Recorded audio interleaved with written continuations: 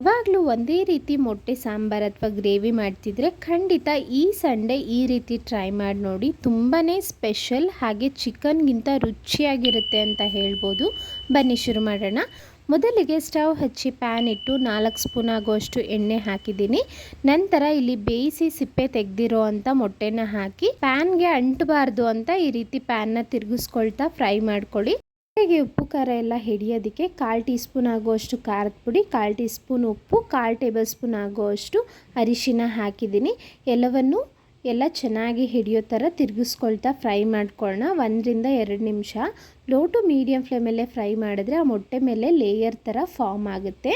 ಮೊಟ್ಟೆನ ಪಕ್ಕಕ್ಕೆ ತೆಗೆದಿಟ್ಕೊಂಡು ಅದೇ ಎಣ್ಣೆಗೆ 2 ಮೀಡಿಯಮ್ ಸೈಜ್ ಈರುಳ್ಳಿನ ಕಟ್ ಮಾಡಿ ಸೇರಿಸ್ಕೊಳ್ತಾ ಇದ್ದೀನಿ.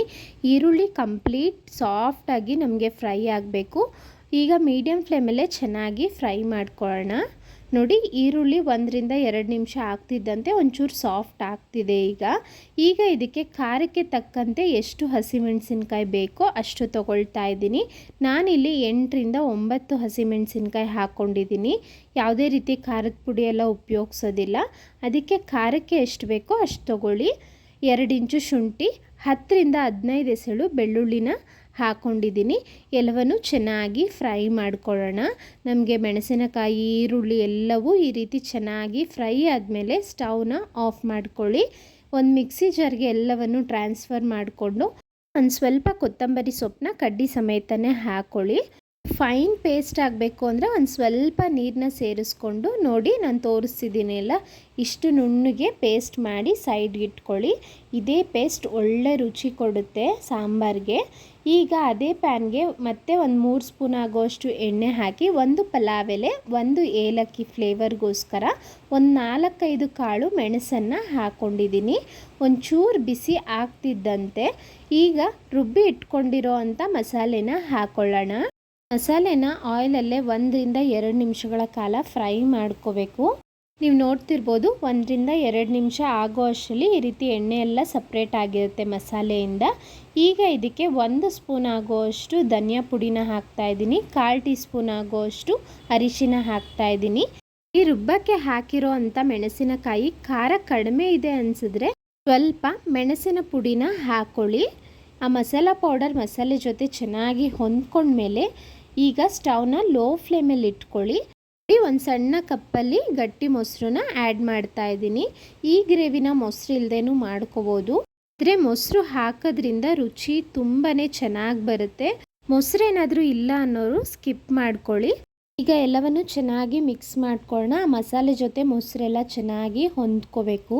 ಈಗ ಇದಕ್ಕೆ ಗ್ರೇವಿ ಕನ್ಸಿಸ್ಟೆನ್ಸಿ ನೋಡಿಕೊಂಡು ನಾನಿಲ್ಲಿ ಮಿಕ್ಸಿ ಜಾರ್ಗೆ ನೀರನ್ನ ಹಾಕಿ ಆ್ಯಡ್ ಮಾಡ್ಕೊಳ್ತಾ ಇದ್ದೀನಿ.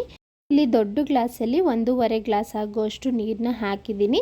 ಎಲ್ಲ ಹಾಕಿದ್ಮೇಲೆ ಚೆನ್ನಾಗಿ ಕುದಿಯೋದಕ್ಕೆ ಸ್ಟಾರ್ಟ್ ಆಗುತ್ತಲ್ಲ, ಈಗ ಫ್ರೈ ಮಾಡಿ ಇಟ್ಕೊಂಡಿರೋ ಅಂಥ ಮೊಟ್ಟೆನ ಹಾಕಿ ಸುಮಾರು 4 ರಿಂದ 5 ಜನಕ್ಕೆ ಆರಾಮಾಗಿ ಈ ಗ್ರೇವಿ ಆಗುತ್ತೆ. ಈಗ ಪ್ಲೇಟ್ನ ಮುಚ್ಚಿಟ್ಬಿಡಿ. ಒಂದು 4 ನಿಮಿಷಗಳ ಕಾಲ ಮುಚ್ಚಿಟ್ರೆ ಎಣ್ಣೆ ಎಲ್ಲ ಈ ರೀತಿ ಮೇಲೆ ತೇಲ್ತಿರುತ್ತೆ, ಹಾಗೆ ಗ್ರೇವಿ ಅನ್ನೋದು ಗಟ್ಟಿ ಬಂದಿರುತ್ತೆ. ಮೊಟ್ಟೆಗೂ ಸಹ ಉಪ್ಪು ಖಾರ ಮಸಾಲೆ ಎಲ್ಲ ಚೆನ್ನಾಗಿ ಹಿಡಿದಿರುತ್ತೆ. ಸುಮಾರು 4 ನಿಮಿಷ ಆದಮೇಲೆ ಲಿಡ್ನ ಓಪನ್ ಮಾಡ್ಕೊಂಡಿದ್ದೀನಿ. ಮಧ್ಯ ಆಗಾಗ ತಿರುಗಿಸ್ಕೊಡ್ತಾ ಇರಿ. ನೋಡಿ, ಗ್ರೇವಿ ಅನ್ನೋದು ಈ ಕನ್ಸಿಸ್ಟೆನ್ಸಿಲಿ ಇದೆ. ಈಗ ನಾನು ಸ್ಟವ್ನ ಆಫ್ ಮಾಡ್ಕೊಳ್ತಾ ಇದ್ದೀನಿ. ಕೊನೆಯದಾಗಿ ಇದಕ್ಕೆ ಒಂದು ಅರ್ಧ ಟೇಬಲ್ ಸ್ಪೂನ್ ಆಗುವಷ್ಟು ಕಸ್ತೂರಿ ಮೇಥಿನ ಕ್ರಷ್ ಮಾಡಿ ಹಾಕಿ, ಅನಂತರ ಸಣ್ಣದಾಗಿ ಹೆಚ್ಚಿಟ್ಕೊಂಡಿರೋ ಅಂಥ ಕೊತ್ತಂಬರಿ ಸೊಪ್ಪನ್ನ ಹಾಕಿದ್ರೆ ತುಂಬಾ ಸಖತ್ ಟೇಸ್ಟಿಯಾಗಿರೋ ಅಂಥ ಮೊಟ್ಟೆ ಗ್ರೇವಿ ರೆಡಿ ಇದೆ. ರೈಸ್ ಜೊತೆ, ಚಪಾತಿ ಜೊತೆ, ಪೂರಿ ಜೊತೆ ಎಲ್ಲದಕ್ಕೂ ಒಳ್ಳೆ ಕಾಂಬಿನೇಷನ್ ಅಂತ ಹೇಳ್ಬೋದು. ಖಂಡಿತ ಒಂದ್ಸಲ ಟ್ರೈ ಮಾಡಿ ಹೇಗೆ ಬಂತು ಅಂತ ಕಮೆಂಟ್ನಲ್ಲಿ ತಿಳಿಸಿ. ಯಾರೆಲ್ಲ ನಮ್ಮ ಚಾನಲ್ನ ಮೊದಲನೇ ಸರಿ ನೋಡ್ತಿದ್ದೀರಾ ಪ್ಲೀಸ್ ಸಬ್ಸ್ಕ್ರೈಬ್ ಮಾಡಿ. ಯಾವುದೇ ರೀತಿ ಮಸಾಲೆನ ರುಬ್ಬದೆ ತುಂಬ ಸಿಂಪಲ್ಲಾಗಿ ಸಖತ್ ಟೇಸ್ಟಿಯಾಗಿ ಹೇಗೆ ಮೊಟ್ಟೆ ಗ್ರೇವಿ ಮಾಡೋದು ಅಂತ ಇನ್ನೊಂದು ವಿಡಿಯೋನೂ ಅಪ್ಲೋಡ್ ಆಗಿದೆ. ವಿಡಿಯೋ ಎಂಡಲ್ಲಿ ಅಟ್ಯಾಚ್ ಮಾಡಿರ್ತೀನಿ, ಇಂಟ್ರೆಸ್ಟ್ ಇರೋರು ಚೆಕ್ ಮಾಡಿ. ಇವತ್ತಿನ ರೆಸಿಪಿ ನಿಮ್ಗೆ ಇಷ್ಟ ಆಗಿದ್ರೆ ಪ್ಲೀಸ್ ಲೈಕ್ ಮಾಡಿ, ಫ್ಯಾಮಿಲಿ ಫ್ರೆಂಡ್ಸ್ ಜೊತೆ ಶೇರ್ ಮಾಡೋದನ್ನು ಮರಿಬೇಡಿ. Thank you.